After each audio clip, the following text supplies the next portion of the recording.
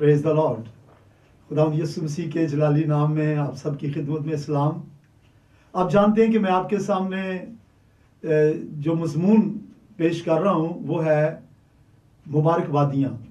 ये एक सीरीज़ है सरमन की, इंग्लिश में हम कहते हैं द बी एटीट्यूड्स, और ये हमें मिलेंगी मुकद्दस मत्ती की इंजील उसका 5वां बाब 3री आयत से 10वीं आयत तक।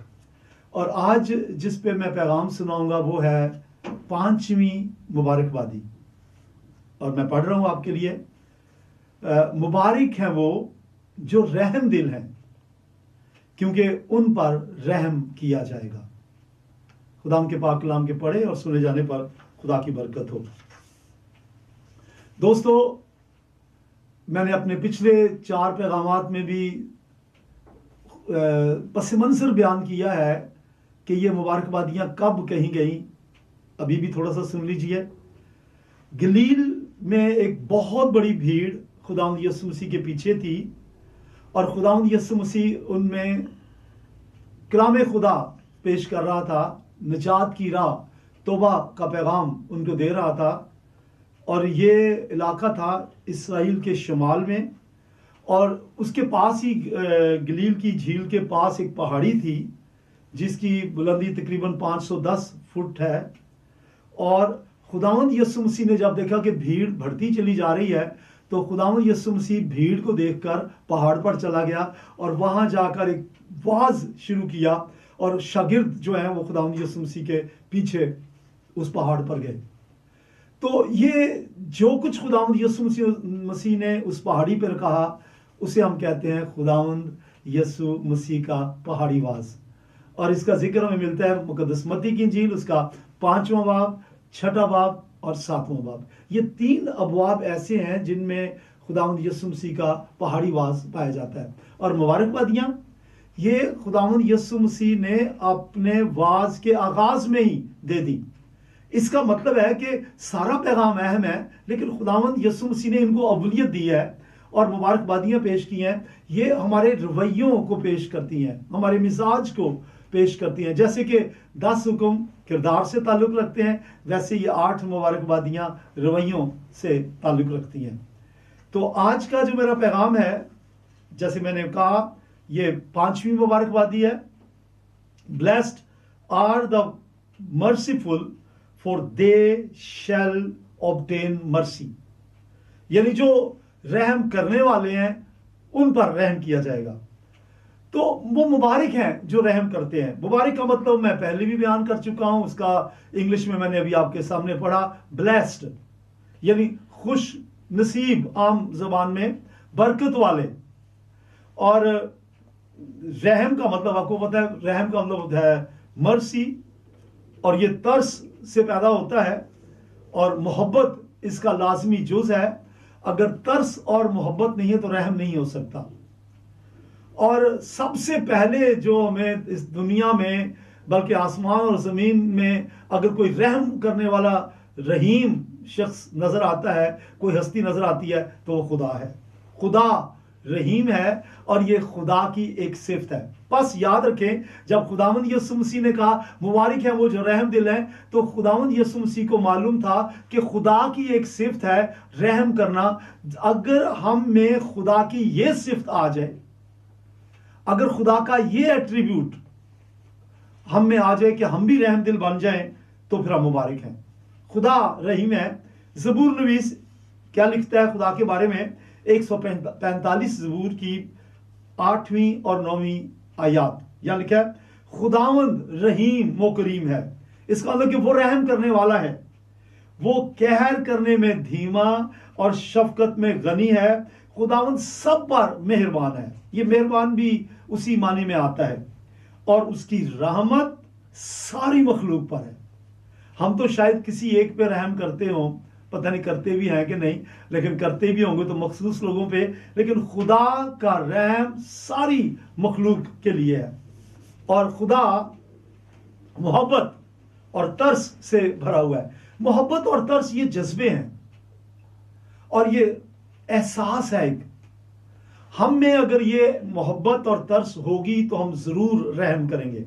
मगर रहम जो है ये तरस और मोहब्बत का एक अमली कदम है। आप समझ रहे हैं जो मैं कह रहा हूं? यूहन्ना की इंजील उसका 3 बाब उसकी 16वीं आयत में हम देखते हैं, अगर खुदा रहीम है, अगर खुदा रहम करने वाला है, अगर उसका वस्फ है रहम करना, तो फिर कोई अमली कदम भी नजर आना चाहिए। मिसाल के तौर पर अगर मैं ये कहूं कि मैं रहम दिल हूं, तो रहम नजर आना चाहिए, मैं कुछ करूं। खुदा ने अगर ये कहा कि मैं रहम दिल हूं, अगर खुदा की सिफ्त है रहम दिल या रहम करने वाला रहीम, तो फिर उसका एक्शन देखें। यूहन्ना की इंजील 3 बाब और उसकी 16वीं आयत, ये तो आपको ज़ुबानी आयत याद होगी। यूहन्ना की इंजील 3 बाब 16वीं आयत, जी मेरे साथ बोलिए जरा। क्योंकि खुदा ने दुनिया से ऐसी मोहब्बत रखी कि उसने अपना इकलौता बेटा बख्श दिया, ताकि जो कोई का मतलब है हर एक, दुनिया का हर शख्स, ताकि जो कोई उस पर ईमान लाए हलाक ना हो बल्कि हमेशा की जिंदगी पाए। अगर खुदा का वस्फ रहम है तो वह रहम करके दिखाया भी। हम जो कुछ कहते हैं वो करके भी दिखाएं।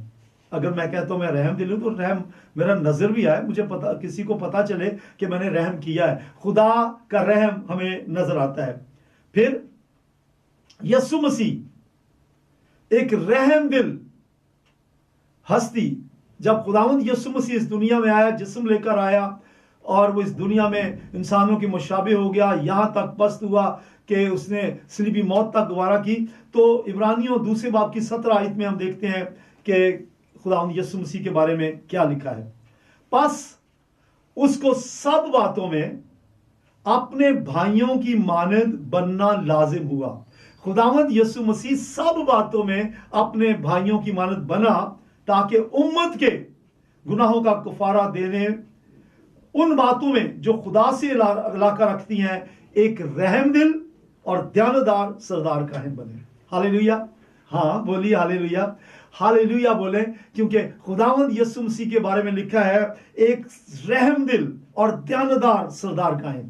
Praise the Lord. तो हम देख रहे हैं, मुबारक है वो जो रहम दिल है। तो पहले देखिए खुदा रहीम है, फिर खुदावंद यीशु मसीह जो तसलीस का दूसरा रूम है, जब वो इस दुनिया में आया उसने रहम दिखाया, वो रहीम है, और लिखा है कि रहम दिल और ध्यानदार सरदार कायम। तो रहम जो है, अगर कोई शख्स कहता है कि मैं रहम दिल हूं, तो उसका रहम नजर आना चाहिए। मैं एक कहानी आपके सामने बयान करना चाह रहा हूं। एक बाप ने अपने 2 बेटों के साथ गुफ्तगू की, और बाप हमेशा उन्हें अच्छी नसीहत किया करता था। लेकिन एक बेटा जो था दोनों में से, वो उसे बाप की नसीहत नागवार गुजरती थी, और वो बाप की नसीहत को पसे पुष्ट डाल के बाप से कहने लगा कि मेरा हिस्सा जो मेरा बनता है जायदाद में मुझे दे दे, ताकि मैं जाके अय्याशी करूं। और वो चला गया, अपने बाप को छोड़ के चला गया। लेकिन बाप रहम से भरा हुआ था, बाप मोहब्बत से, तरस से भरा हुआ था, और वो सोचता था कि ये बेटा जो मुझसे खो गया है, जो चला गया है, जो मेरा नाफरमान है, काश कि वो बेटा वापस आ जाए। फिर क्या हुआ, उसका बड़ा भाई उसने कहा, बाप तुझ में इतनी मोहब्बत है उस बेटे के लिए जो खो गया है, मैं तेरे साथ हूं, मैं उसको वापस तेरे पास लेके आऊंगा। और दूसरा बेटा गया, ये छोटा बेटा था जो खो गया। बड़ा बेटा उसने बाप से कहा, मैं हाजिर हूं, मैं उसको लेके आऊंगा।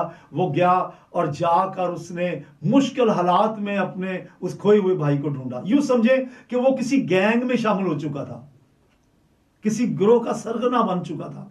और जब ये बड़ा भाई गया अपने भाई को छुड़ाने के लिए, तो जब वो उसको छुड़ाने के लिए गया, तो उसको गोलियों की बौछार उस पे की गई, उसको मुश्किल हालात में से गुजरना पड़ा। और जो ही वो अपने भाई के पास पहुंचा, वो नहायत जख्मी हालत में उसने अपने भाई को दबोचा, अपने घोड़े पे बिठाया, या उसके पास जीप थी, ये जीप में बिठाया और तेजी से अपने बाप के पास चला गया। और जैसे ही जीप घर के पास पहुंची, उसने अपने भाई को अपने कंधे पे उठाकर बाप के सामने पेश किया, और जैसे बाप के सामने पेश किया, जख्मों की ताब ना लाते हुए खुद मर गया।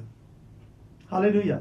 ये एक उस भाई की मिसाल है जिसने बाप के रहम के बदले खुद रहम दिल होकर खोए हुए भाई को बाप से मिलवा दिया। आपको याद आ गया मैं कहना क्या चाह रहा हूं? खुदावंद यीशु मसीह ने ऐसे ही रहम किया। आदम और हवा गुनाह करने के बायस बागेदन से निकल गए और खुदा अपनी मोहब्बत में था और खुदा का वस्फ है गॉड इज लव। और खुदा ने जब चाहा कि उस आदम को वापस लाए तो एक बेटा, उसका नाम यीशु मसीह है। बोलिए जीसस। हाँ बोले जीसस। हालेलुया। यीशु मसीह ने कहा, ए बाप मैं हाजिर हूं, मुझे भेज। और वो आया और सलीब का दुख सहा और आदम को खुदा के साथ मिला दिया। और आज कोई भी इंसान यीशु मसीह को कबूल करके खुदा तक पहुंच सकता है। और यीशु ने कहा, कोई मेरे वसीले के बगैर बाप तक नहीं पहुंच सकता। हालेलुया। मुबारक है वो जो रहम दिल है, क्योंकि उन पर रहम किया जाएगा। खुदा रहम दिल है। यीशु मसीह ने रहम का सबूत दिया और बिछड़े शख्स को बाप से मिलवा दिया।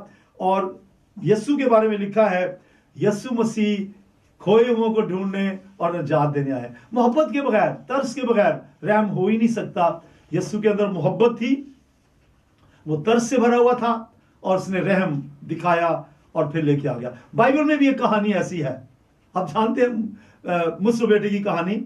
इस यहां भी हमें रहम नजर आता है। लूका की इंजील 15वां बाब और उसकी 20वीं आयत लिखा है कि वो शख्स जिसको मुस्र बेटा कहा गया है, वो उसको जब होश में आया, उसके ज़हन ने काम किया कि मैं कहां खो गया हूं, तो लिखा है पास वो उठकर अपने पास बाप के पास चला। वो भी दूर ही था कि उसे देखकर उसके बाप को तरस आया और वो दौड़कर उसे गले लगाया और चूमा। God is love. कैसी मोहब्बत इस बाप ने दिखाई। जब कभी कोई खोया हुआ खुदा के पास वापस लौटता है, कहते एक कदम वो बढ़ाए 10 कदम बाप बढ़ाता है। बाप भागा और उसने उसको गले लगाया और चूमा और कहा, ये खोया हुआ बेटा वापस आ गया। ये है मोहब्बत का सबूत। मोहब्बत तरस का सबूत क्या है? प्रैक्टिकल, अमली कदम, कुछ करके दिखाना। मैं कह देना मैं रहीम हूं या मैं रहम करता हूं, और ना करना, रहम ना करना, ये दोनों मुतजाद हैं। मोहब्बत और तर्स का सबूत अमली कदम है। और उसे हम एक और मिसाल में देखते हैं। एक जनाजा जा रहा था। आपने अक्सर देखा होगा, जनाजे जाते हैं, लोग रो पीट रहे होते हैं। एक जनाजा जा रहा था और वो एक नौजवान था, उसकी माँ का नाम यहाँ नहीं लिखा, लेकिन बाइबल में लिखा कि नाइन शहर की बेवा का बेटा, उसका जनाजा जा रहा था।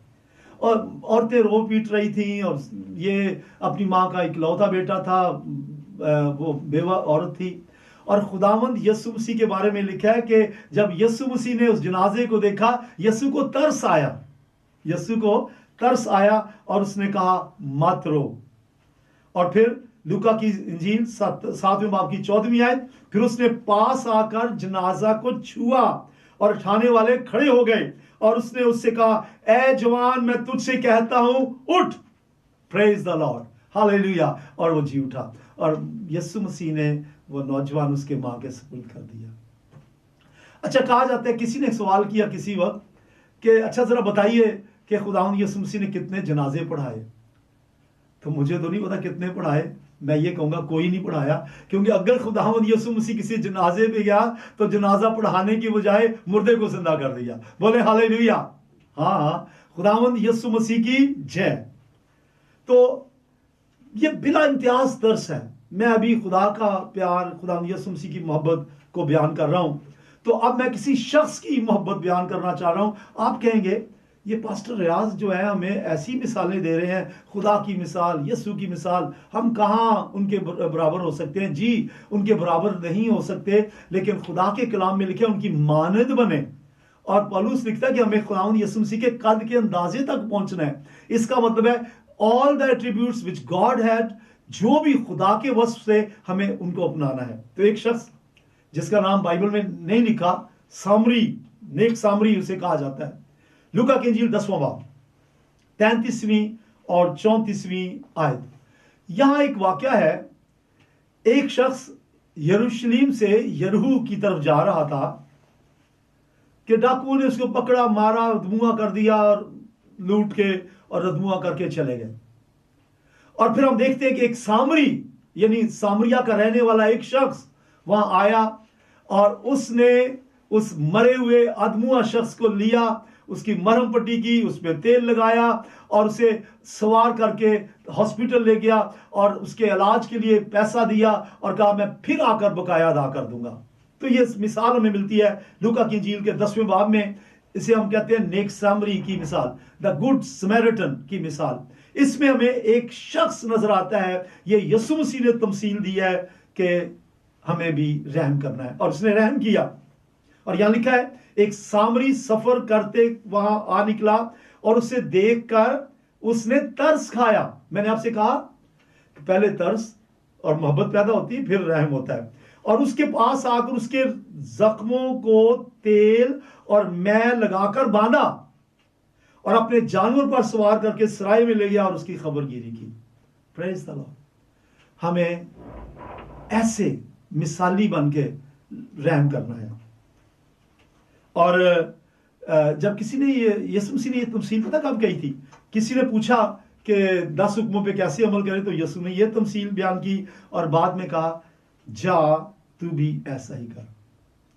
मैं आपसे कह रहा हूं, अपने आप से कह रहा हूं, तमाम नाजरीन से कह रहा हूं, जा तू भी ऐसा ही कर। जैसे हम पे रहम हुआ हम औरों पे रहम करें। यीशु मसीह ने रहम किया, हम औरों पे रहम करें। मुबारक है वो जो रहम दिल है, क्योंकि उस पर रहम किया जाएगा।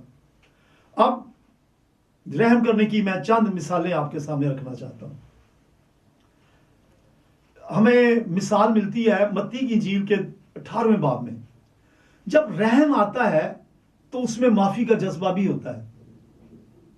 अगर एक शख्स जो है वो हम पे उसके क्या कहें, वो मुजालम ढाता है, वो जुल्म सितम करता है या लान तान करता है, पहले नंबर पे आपके अंदर उसके लिए तरस के साथ साथ, मोहब्बत के साथ साथ मुआफी का जज्बा आना चाहिए, तब आप रहम कर सकेंगे। जब आप मुआफी नहीं करेंगे तो रहम नहीं कर सकेंगे। मिसाल सुनिए, मत्ती की इंजील 18वें बाब में 23 से 35 तक ये मिसाल है। एक बादशाह का नौकर था। बादशाह का वो 5 लाख का मकरूज था, $5 लाख का। यूं कह लें कि $5 लाख कह लें कि चले जी 1 करोड़ या 10 करोड़ रुपए का वो मकरूज था। बादशाह ने के पास आया, बादशाह ने कहा कि इससे कर्ज वसूल किया जाए। वो बादशाह के कदमों में गिरा, उसने कहा ऐ मालिक मुझे माफ कर दे, मेरे पास नहीं है। उस बादशाह ने माफ कर दिया, जाते ने माफ किया, करोड़ों रुपए माफ कर दिए। और जो ये रहम था बादशाह का, उसने रहम किया। अब लाजमी था जिस पे रहम हुआ है वो भी रहम करता, क्योंकि आयत क्या है आपको याद है? मैं किस आयत पे बात कर रहा हूं, किस मुबारकबादी पे? मुबारक है वो जो रहम दिल है, क्योंकि उन पर रहम किया जाएगा। अब इस पे रहम हुआ, फर्ज यह था कि ये भी रहम करे। और इसने क्या किया? जैसे ही अपना कर्ज मुआफ करके बाहर निकला, उसका एक हम खिदमत मिला जिसने उसके सिर्फ 500 रुपए देने थे। करोड़ों रुपए वो माफ करवा के आया, बादशाह ने उसको बख्श दिए। और जब उसको मिला एक शख्स जिसने सिर्फ 500 रुपए देने थे, उसने कहा मेरे 500 रुपए अभी चाहिए। उसने कहा जनाब मेरे पास नहीं है, मेरे पास, मुझे माफ कीजिए, जब होंगे मैं दे दूंगा। उस शख्स ने कहा, उसका गला दबोचा और उसको मारा और उसे पुलिस के हवाले कर दिया, जेल भेज दिया। सिर्फ 500 रुपए के, जिसके करोड़ों माफ हुए, 500 रुपया माफ नहीं कर रहा। और जब बादशाह तक ये खबर पहुंची, उसने कहा बुलाओ उस शख्स को जिसके करोड़ों रुपए मैंने माफ किए हैं। और बादशाह ने कहा जब तक अदा ना करे ये जेल में बंद रहे। मुबारक है वो जो रहम दिल है, उन पर रहम किया जाएगा। इसका अपोजिट क्या बनेगा? वो मुबारक नहीं है जो रहम दिल नहीं है और उन पर रहम नहीं किया जाएगा। तो इस पर रहम नहीं हुआ। तो इस मिसाल से आपको पता चल गया कि हमें रहम दिल बनना है। जो रहम ना करने वाले हैं उनको रहम ना करने की भी सजा मिलेगी। मत्ती की इंजील 18वें बाब की 33 से 34 आयत तो लिखा है, क्या तुझे लाजिम ना था कि जैसे मैंने तुझ पर रहम किया तू भी अपने हम खिदमत पर रहम करता? और उसके मालिक ने खफा होकर उसको जलादों के हवाले किया, ताकि जब तक तमाम कर्ज अदा ना करे कैद रहे।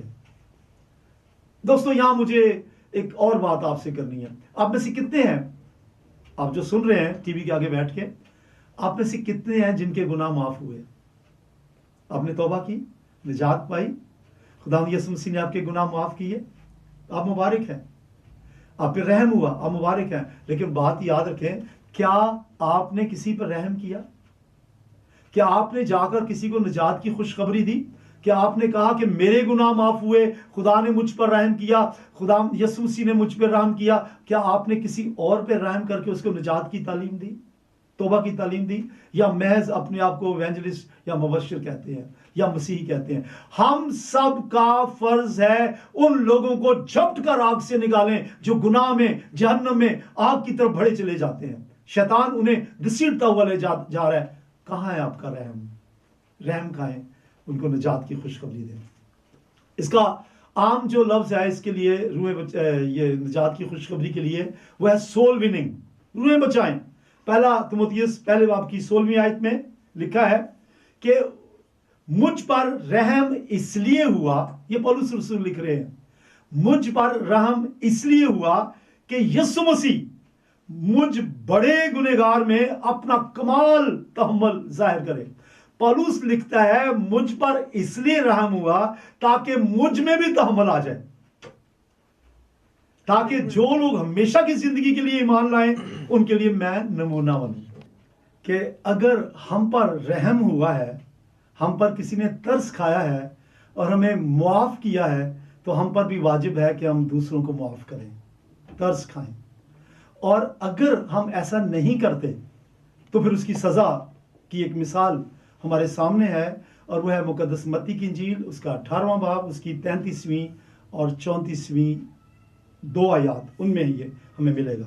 तो वहां लिखा है, क्या तुझे लाजिम ना था कि जैसे मैंने तुझ पर रहम किया तू भी अपने हम खिदमत पर रहम करता? और उसके मालिक ने खफा होकर उसको जल्लादों के हवाले किया कि जब तक तमाम कर्ज अदा न करे कैद रहे। तो अब ये देख रहे हैं कि उसने, चूंकि उसने रहम नहीं किया, तरस नहीं खाया, मुआफ नहीं किया, उसे सजा दी गई। हम पर रहम हुआ है, माफी मिली है, निजात मिली है, ताकि हम औरों पे रहम खाएं, उनको निजात की खुशखबरी दें, उनको झपट कर आग में से निकालें, खुशखबरी दें। और इसे हम जो बिब्लिकल टर्म है उसको हम कहते हैं सोल विनिंग, यानी रूहें जीतना। पहला तिमुथियुस उसका पहला बाब और उसकी 16वीं आयत, इसमें पौलुस रसूल ने फरमाया है कि जब मुझ पर रहम इसलिए हुआ कि यीशु मसीह मुझ बड़े गुनहगार में अपना कमाल तहम्मुल जाहिर करे, ताकि जो लोग हमेशा की जिंदगी के लिए ईमान लाएं उनके लिए मैं नमूना बनूं। तो पौलुस ये कहना चाहते हैं कि अगर मुझ पर रहम हुआ, मेरे गुनाह बख्शे गए, मैं बहुत बड़ा गुनहगार था, अगर मुझ पर रहम हुआ इसलिए हुआ ताकि मैं नमूना बनूं दूसरों के लिए और दूसरों पर रहम करूं। मुबारक है वो जो रहम दिल हैं, क्योंकि उन पर रहम किया जाएगा। बस रूहें बचाएं, रहम करें। और यहूदा का खत, उसका एक ही बाब है, उसकी 21वीं आयत से 23वीं आयत तक मैं आपके सामने पढ़ता हूं। हम पर इसलिए रहमत हुई कि हम रूहें बचाएं। लिखा है, अपने आप को खुदा की मोहब्बत में कायम रखो और हमेशा की जिंदगी के लिए हमारे खुदावंद यीशु मसीह की रहमत के मुंतज़िर रहो। और बास लोगों पर जो शक में है रहम करो, और बास को झपट कर आग में से निकालो, और बास पर खौफ खाकर रहम करो। तो आप देखिए हमारे सामने है। मैं आपसे सवाल पूछना चाहता हूं मेरे दोस्त, आपकी वालिदा मोहतरमा का क्या हाल है? क्या वो निजात याफ्ता है? खुदा का वक्त जब होगा वो इस दुनिया को छोड़ के चले जाएंगी, आपको मालूम है कि कहां जाएंगी? आपके वालिद मोहतरम का क्या हाल है? क्या उन्होंने खुदावंद यीशु मसीह को कबूल किया, निजात पाई? क्या उन्होंने खुदावंद यीशु मसीह के रहम को कबूल किया और निजात पाई? अगर वो उनकी रूह कब से अंसरी से प्रवास करती है, वो कहां जाएंगे? आपका काम है उन्हें बचाना। आपके दोस्त, आपके बहन भाई, आपके अजीज, आपके इर्द गिर्द मिलने जुलने वाले लोगों का क्या हाल है? अगर वो गुनाह में है, आप झपट कर उन्हें आग में से निकालें। खुदावंद यीशु मसीह की खुशखबरी उन्हें दें, उन्हें निजात की खुशखबरी दें, रूहें बचाएं जहन्नम से। अगर रहम तो ये है कि हम उन्हें बचाएं। अगर आप ये कहते हैं कि मुझे अपने फलां अजीज से मोहब्बत है, उसका सबूत क्या है? सबूत यह है कि आप उन पर तरस खाएं और उनको गुनाह भरी हालत से निकाल कर खुदावंद यीशु मसीह के कदमों में लेके आए। आज से रूहें बचाना शुरू करेंगे। रहम करेंगे तो रहम होगा, रहम करेंगे तो बिशारत का सबब बनेंगे। मुझे एक कहानी याद आ गई, और ये कहानी मैंने मुद्दतों पहले एक छोटी सी किताब में पढ़ी थी, और किताब का नाम मुझे याद है, तीतस रफीक सलीम। और ये हिस्ट्री की किताब है, और उसमें लिखा है कि दो बच्चे थे जो आपस में बड़े गहरे दोस्त थे।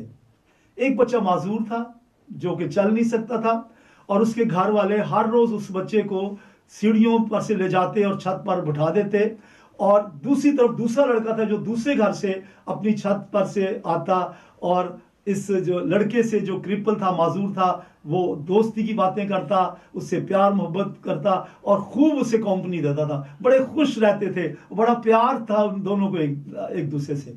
एक दिन ऐसा हुआ कि वो बच्चा जो इस माजूर बच्चे को कंपनी देने के लिए आता था, एक दिन वो छत पे नहीं आया। तो इस माजूर बच्चे को परेशानी हुई, और उसने पूछा कि आज मेरा दोस्त क्यों नहीं आया मुझसे मिलने के लिए। और उसे बताया गया कि जब वो सीढ़ियों पर ऊपर आ रहा था, उसका पांव फिसला और वो गिर गया, उसकी टांगें टूट गई हैं। और जब उसने ये बात सुनी, उसका दिल मोहब्बत से भर गया अपने दोस्त के लिए। उसके दिल में प्यार भड़कने लगा और उसके अंदर मोहब्बत ने जोश मारा। और फिर उसी दिन उसने एक कहानी सुनी, एक वाकया सुना। उसने सुना कि हमारे ही इलाके में एक शख्स जो नासरत का रहने वाला है और जिसका नाम उसको बताया गया यस्सु नाम है, उसने सुना कि वो हमारे इस इलाके में आया है, अंधों को आंखें देता है, बीमारों को सेहत याब करता है, गूंगों को बोलने की तौफीक देता है, लंगड़ों को चलाता है। जब उसने ये कहानी सुनी, उसके दिल पर एकदम बोझ आया, अपने दोस्त के लिए रहम आया, और वो रेंगता हुआ, हालांकि उसे उठाकर सीढ़ियों पर से छत पे ले जाया जाता था और छत से नीचे ले जाया जाता था, अब वो खुद रेंगता हुआ सीढ़ियों से उतरा और अपने घर से दरवाजा खुला देख के बाहर निकला और हजूम को तोड़ता हुआ, रेंगता हुआ खुदावंद यीशु मसीह के पास पहुंचा और खुदावंद से कहने लगा, प्यारे यीशु, खुदावंद मैंने तेरे बारे में सुना है, तू अंधों को आंखें देता है, मैंने सुना है तू रहम करता है। मेरा दोस्त जो मुझे कंपनी देता था, मेरे साथ रिफाकत रखता था, आज वो छत से गिरा, उसकी टांगें टूट गई हैं, उसको शिफा दे। खुदावंद यीशु मसीह ने प्यार से उसकी तरफ देखा और कहा, बेटा, तुझे अपने दोस्त से इस कदर मोहब्बत है, इस कदर रहम और मोहब्बत तेरे अंदर तड़प रही है कि तू अपने दोस्त के लिए रेंगता हुआ है। उसने कहा, जा, वो भी तंदुरुस्त हुआ और तुझ पर भी रहम हुआ। और वो एकदम उठा और भागने लगा और भागता हुआ जाकर अपने घर गया और उसने जाके अपने दोस्त को तंदुरुस्त पाया। बोले हालेलुया। तो ये एक किताब थी तीतस रफीक सलीम, उसमें मैंने पढ़ा, जो कि इस बात का सबक देता है, यह वाकया हमें रहम करना है, रहम करेंगे तो रहम होगा। आयत क्या है? मुबारक है वो जो रहम दिल हैं, क्योंकि उन पर रहम किया जाएगा। तो दोस्तों याद रखें, आज का पैगाम हमें ये खुशखबरी देता है कि हम पर रहम हुआ है। आखिर में मैं मैसेज को क्लोज करने से पहले दो तरह के लोगों से खिताब करना चाहता हूं। नंबर एक, वो लोग जिन्होंने खुदा की मोहब्बत, यीशु मसीह के रहम को रद्द किया है। खुदा ने दुनिया से इस कदर मोहब्बत की कि अपना इकलौता बेटा बख्श दिया, ताकि जो कोई उस पर ईमान लाए हलाक ना हो बल्कि हमेशा की जिंदगी पाए। दुनिया के बेशुमार लोगों ने खुदा की इस मोहब्बत को ठुकराया है, खुदा के रहम को उन्होंने पसे पुष्ट डाला है और आज तक अपने गुनाहों से तौबा नहीं की, यीशु मसीह को अपना शख्सी निजात दहिंदा कबूल नहीं किया और ये नहीं कहा, ऐ खुदावंद यीशु मसीह, तूने मुझ पर रहम करने के लिए अपना लहू बहाया, ऐ यीशु मेरे दिल को अपने खून से धो के पाक कर, मैं तेरे रहम को कबूल करता हूं, मेरे दिल को धो दे अपने खून से, मुझे माफ कर मेरे गुनाह, मैं तौबा करता हूं, मुझे निजात दे। अगर अभी तक यीशु के रहम के एक्शन को आपने कबूल नहीं किया, अभी मौका है। इसी वक्त अपना सर झुकाएं, आंखें बंद करके मेरे साथ कहें कि ऐ प्यारे खुदावंद यीशु मसीह, तू रहीम है, तूने रहम करने के लिए जमीन पर आकर मेरे लिए दुख सहा। यीशु मुझे माफ कर, मैं तेरे रहम को कबूल करता हूं, मेरे गुनाह बख्श दे। इसी वक्त आप पर रहम होगा, आप निजात पाएंगे, कलीसिया में शामिल होंगे, खुदा की कलीसिया के शुक्र होने के साथ साथ आसमान की बादशाह के वारिस होंगे और आप पर रहम होगा। और इसके बाद अगर आप निजात याफ्ता हैं, आप कहते हैं मैं ईमानदार हूं, मैंने तौबा की, मैं कलीसिया का रुकन हूं, मैं मुबशर हूं, मैं पास्टर हूं, या आप बिलीवर हैं, याद रखें आप पर रहम हुआ, आपके गुनाह बख्शे गए। औरों पे रहम करें, निजात की खुशखबरी दें। आपके पास पैगाम है और लिखा कि हमारे पास सुलह का पैगाम है, जाएं सुलह का पैगाम लेकर जाएं खुदावंद का और रूहें बचाएं, क्योंकि खुदावंद यीशु मसीह का इरशाद आज़म भी यही है। मुकद्दस मत्ती की इंजील उसका 28वां बाब उसकी 19वीं आयत में लिखा है, पास तुम जाकर सब कौमों को शागिर्द बनाओ। और बरकस की इंजील 16वां बाब में लिखा हुआ है, 16वें बाब में, कि बस सारी खल्क के सामने जाकर अंजील की मुनादी करो और लोगों को खुशखबरी दो, रहम कीजिए उन पर जिन पर रहम नहीं हुआ। आज हम मेरे लिए हम सब के लिए सबक है, मुबारक है वो जो रहम दिल है, क्योंकि उन पर रहम किया जाएगा। खुदा आपके साथ।